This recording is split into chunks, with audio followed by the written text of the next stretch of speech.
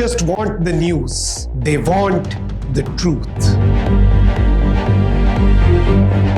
What others hide, I bring to you with evidence. Politics, corruption, human rights. No filters, no fear, just facts. I don't stop until the system shakes.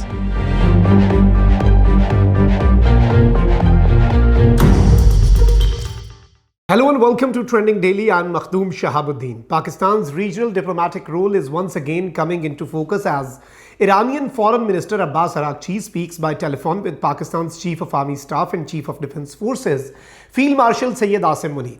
The conversation took place on Wednesday evening and focused on the latest developments in the region, recent diplomatic developments, political and diplomatic efforts to address regional challenges, and ways to strengthen consultations and cooperation between Pakistan and Iran.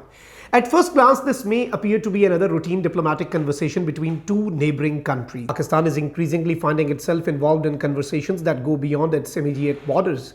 From relations with Iran and Saudi Arabia to engagement with Türkiye, the United States and other regional and international actors, Islamabad is positioning itself as a country that can communicate with different sides at a time when the region is facing serious security and diplomatic challenge. And this latest conversation between Abbas Araghchi and Field Marshal Asim Munir provides another indication of that changing regional landscape. The important question is therefore not simply what was discussed during this telephone conversation. The higher question is why Iran continues to engage directly with Pakistan's senior leadership during periods of heightened regional tension. Why is Islamabad becoming increasingly relevant to regional diplomacy? And what does this mean for Pakistan's position in the wider Middle East and South Asian strategic environment?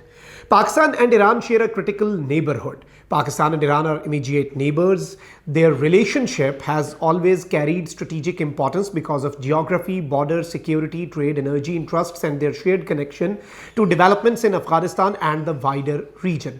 However, recent developments have added another dimension to this relationship. Iran is facing a complicated regional environment involving major powers, Gulf states, security concerns, and continuing diplomatic efforts. At the same time, Pakistan has been trying to maintain communication with multiple sides. That ability to maintain dialogue with different countries can become particularly valuable during periods of regional uncertainty. The latest call between Abbas Araghchi and Field Marshal Asim Munir comes after several rounds of regional consultations involving Pakistan, Iran, Saudi Arabia and Türkiye and United States.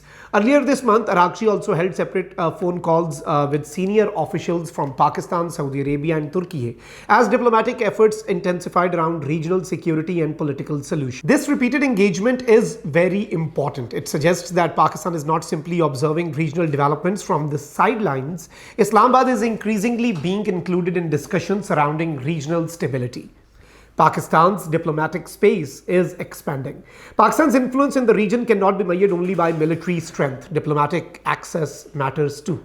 Political relationships matter. The ability to communicate with countries that may have disagreements with one another matter. And Pakistan currently possesses an important advantage. It maintains relationship with a diverse group of countries. Pakistan has long-standing relations with China. It has strategic ties with Saudi Arabia. It has deepening cooperation with Türkiye. It shares a border and extensive interests with Iran. It maintains important relations with the United States, and it remains deeply connected to the wider Muslim world. This combination gives Islamabad diplomatic space that can become especially valuable during regional crisis. Pakistan's Foreign Office has itself said that Islamabad is working alongside regional countries to support dialogue and political solution and has been using direct and indirect channels to help sustain constructive engagement. That is an important shift in the perception of Pakistan. For years, Pakistan was often viewed primarily through the lens of its own security challenges, its relationship with India, Afghanistan, and its economic difficulties. Today, the country is increasingly being discussed in terms of its potential role as a regional mediator. That does not mean Pakistan has suddenly become the dominant power in the region. It means Islamabad has gained greater diplomatic relevance, and that distinction is important. Ladies and gentlemen, the latest conversation also highlights highlights the growing importance of Pakistan's military leadership in regional security discussions. Field Marshal Asim Munir has increasingly been involved in high-level strategic engagement with regional countries. His discussions with Iranian officials have focused on matters of mutual interest and the broader regional situation. The latest call with Araghchi therefore fits into a broader pattern. Iran is maintaining direct communication with Pakistan at a time when the regional environment remains highly sensitive. The two sides discuss diplomatic developments and efforts to find political and diplomatic solutions. They also discussed strengthening consultations and expanding cooperation between Tehran and Islamabad. This is significant because Iran does not need another confrontation on its neighborhood. Pakistan does not need instability on its western border either.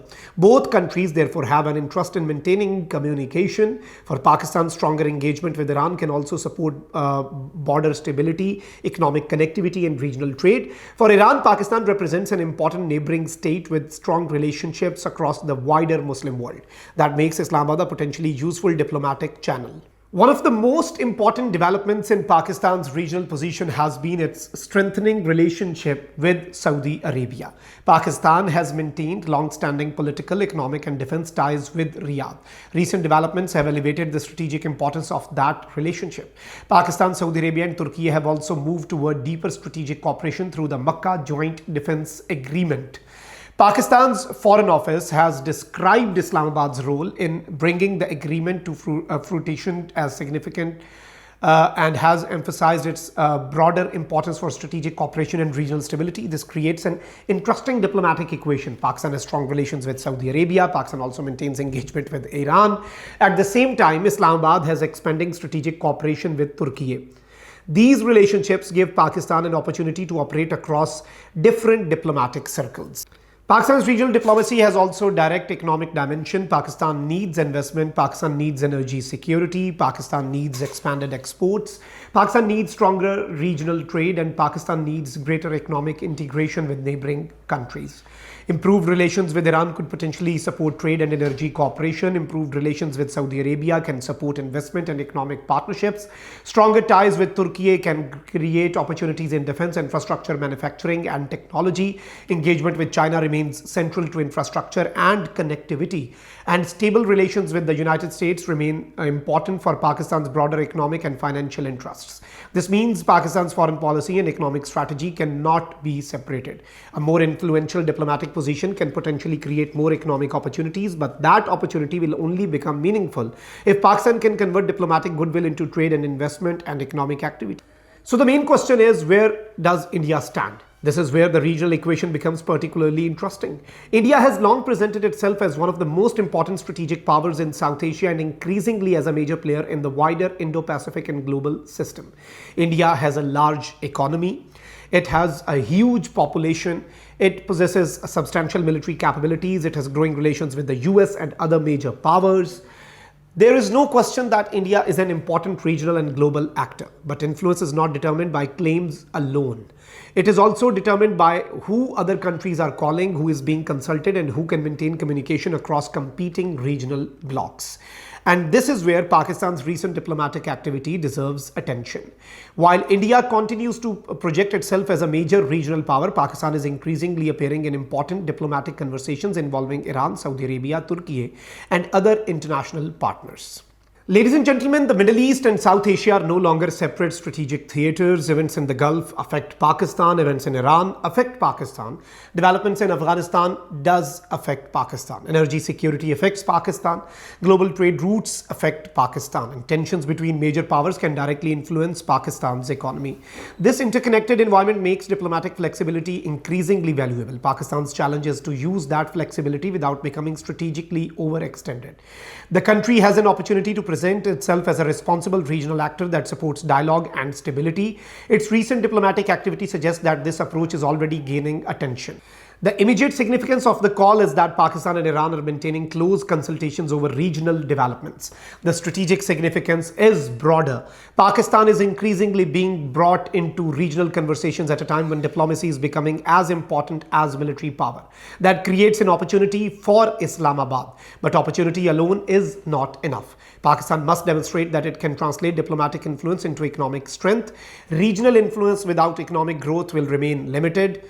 Diplomatic relevance must ultimately support national development. Pakistan needs stronger exports, it needs investment, it needs regional trade, it needs energy security, and it needs stability. If these objectives are achieved, Pakistan's geographical location and diplomatic relationships could become a major economic assets. The telephone conversation between Iranian Foreign Minister Abbas Araghchi and Field Marshal Asim Munir may appear to be a single diplomatic engagement, but in the wider regional context, it represents something much bigger. It highlights Pakistan's growing involvement in regional diplomacy. It demonstrates that Islamabad continues to maintain communication with Tehran at a sensitive moment. It comes alongside Pakistan's expanding strategic relationship with Saudi Arabia and Türkiye, and it comes at a time when Islamabad is attempting to contribute to wider diplomatic efforts aimed at reducing regional tensions.